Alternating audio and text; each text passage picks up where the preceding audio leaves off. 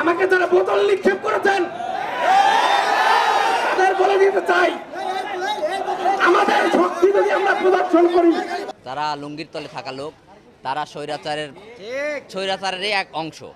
তবে একটি বিষয় খুবই অবাক হওয়ার বিষয়, আমরা শিক্ষক যারা আছি, একটি দল তার দাবি থাকতেই পারে প্রশাসনের কাছে, কিন্তু আরেকটি দল বা অন্য কারা এসে এখানে বিশৃঙ্খলা করবে, এইটা মনে হয় গণতান্ত্রিকভাবে এটা মনে হয় ঠিক না।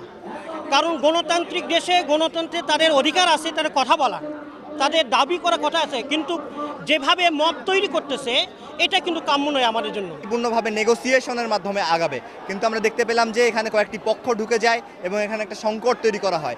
বিশ্ববিদ্যালয়ের প্রশাসনের যে অভিভাবক সুলভ আচরণ সেটি আমরা দেখতে পাচ্ছি না। আমরা তো চেয়েছিলাম যে এখানে যখন একটা সংকট তৈরি হয়েছে, এই সংকটকে আর বাড়তে না দিয়ে বিশ্ববিদ্যালয়ের প্রশাসনের একটি অভিভাবকের দায়িত্ব নেওয়ার দরকার ছিল, কিন্তু বিশ্ববিদ্যালয়ের প্রশাসন সেটি নেয়নি। বহু বছর বসে রাকসু নির্বাচন হচ্ছে, তারা এই বছরে রাকসু ফি প্রদান করে কিন্তু এই রাকসু ক্যাম্পাসে ভর্তি হয়েছে এবং তাদের কিন্তু একটা ন্যায্য অধিকার যে তারাও কিন্তু এই রাকসুতে অংশগ্রহণের একটা এখতিয়ার রাখে, এবং আমরা সেই ন্যায্য অধিকার আদায়ের প্রেক্ষিতেই কিন্তু আজ এই কোষাধ্যক্ষ কার্যালয়ের সামনে এসেছি এবং আমরা এই দাবি অনেক আগে থেকেই করে আসছি, তারা এখনো কোনো কার্যকর পদক্ষেপ নেই। ভিপি প্রার্থী আমি এখানে এসেছি আজকে মনোনয়ন তুলতে। আমাকে যারা বোতল নিক্ষেপ করেছেন তাদের বলে দিতে চাই, আমাদের শক্তি যদি আমরা প্রদর্শন করি।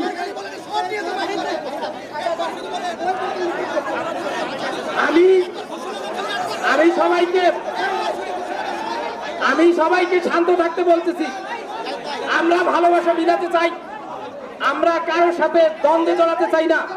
এই রাজশাহী বিশ্ববিদ্যালয়ে অনেক ক্লাস হয়েছে, এই জুলাই পরবর্তী সময়ে যদি কেউ এসে ক্লাস করতে চায়, শক্তি প্রদর্শন করতে চায়, তাহলে তারা যেন ছাত্রলীগ থেকে শিক্ষা গ্রহণ করে।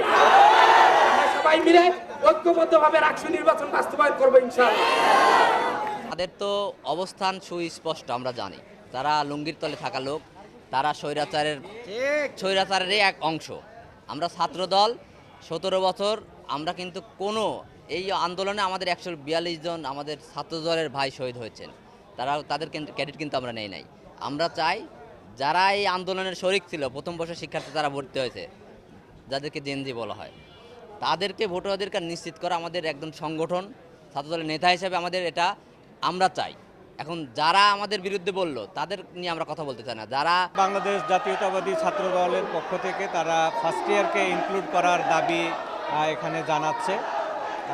আমাদের এখন পর্যন্ত যে সিদ্ধান্ত আছে 24-25 শিক্ষাবর্ষের যারা প্রথম বর্ষের ছাত্র, তাদেরকে আমরা ভোটার তালিকায় ইনক্লুড করতে পারিনি। তো কারণে তাদেরকে যদি ইনক্লুড করতে হয় তাহলে এখানে প্রশাসনের সিদ্ধান্ত লাগবে, নির্বাচন কমিশনের আমাদের সিদ্ধান্ত লাগবে। তো বিষয়টি আমি নির্বাচন কমিশন প্রধান যিনি দায়িত্বে আছেন তাকে জানিয়েছি যে ছাত্রদলের এই দাবি, এই প্রেক্ষাপটে কী করণীয় সে বিষয়টি স্যারেরা নিশ্চয়ই বসবেন, চিন্তা করবেন।